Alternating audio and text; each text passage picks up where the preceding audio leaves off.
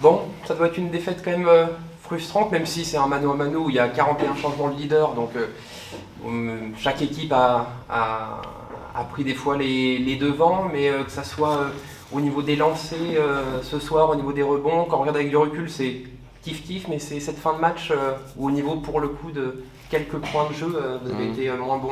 Voilà, qu'est-ce que tu penses de ce match? Avant tout, je pense que c'était un beau match de basket. C'est sûr. Voilà, je pense que c'était un beau match de basket entre deux belles équipes. C'est une défaite un peu frustrante parce qu'en plus, quand on lit les statistiques, en fait, on est devant de partout. Sauf sur le pourcentage à 3 points, ils ont une très grosse réussite. Félicitations à eux. Mais on est au-dessus à l'éval, on est au-dessus au pass d'ess, on est au-dessus au lancer, on est au-dessus au rebond off, même si ils en ont pris des importants qui nous ont fait mal. Et voilà, donc c'est difficile de se dire, voilà, tu perds un match, tu fais 130 déval, tu fais 30 passes d'ess, c'est dur. Donc voilà, je pense qu'on paye un peu notre entame de match, on est complètement à l'envers, sans aucune énergie, rythme, intensité. On arrive bien à corriger le tir, mais dans ces matchs qui se jouent à peu, tu fais déjà un run où tu dois revenir de 10 ou 12, donc tu lui laisses déjà de l'énergie.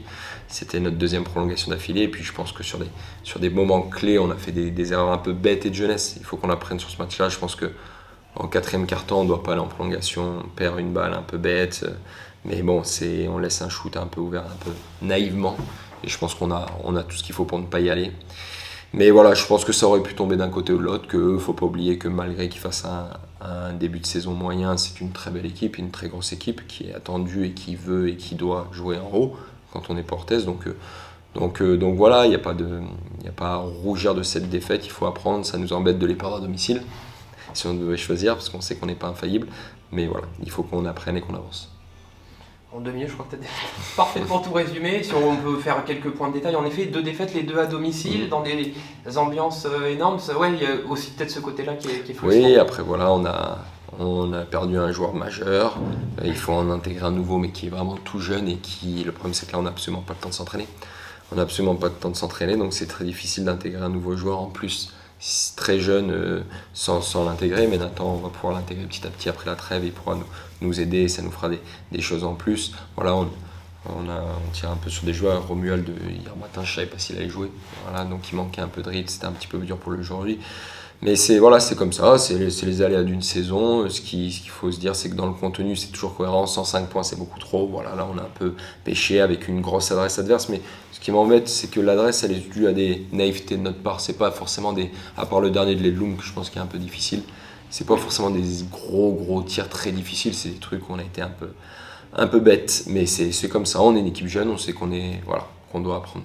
Et d'ailleurs, pour filer là sur ce que tu dis, qu'ils aient pas mal de tirs ouverts, est-ce que le fait, on parle un petit peu là de fatigue, des fois de manque un peu de jus, est-ce que ça peut des fois expliquer qu'il y a les petits dixièmes de retard Oui, peut-être. On joue avec une rotation réduite parce que comme j'expliquais, c'est difficile d'incorporer Nathan tout de suite.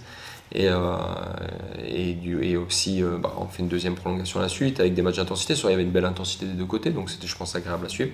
Donc voilà, je pense qu'on reste cohérent dans ce qu'on fait, même si on doit mieux défendre.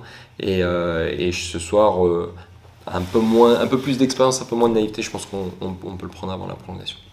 Je te remercie pour ce match. Et juste une question pour notre article de lundi sur Flo Tamba. On fait un focus sur lui. Il fait une grosse prestation ce soir et malheureusement, il fait aussi des erreurs en fin de match. Il n'a que 24 ans. Voilà, donc pareil, c'est un jeune joueur qui progresse, qui apprend, qui avance. Et que voilà, l'idée c'est qu'on gagne en expérience, une saison c'est très long, et que petit à petit on en engrange et qu'on soit meilleur sur ces moments importants des matchs. Et pour revenir à lui, il progresse quand même au fur et à mesure. Qu'est-ce que tu attends de plus?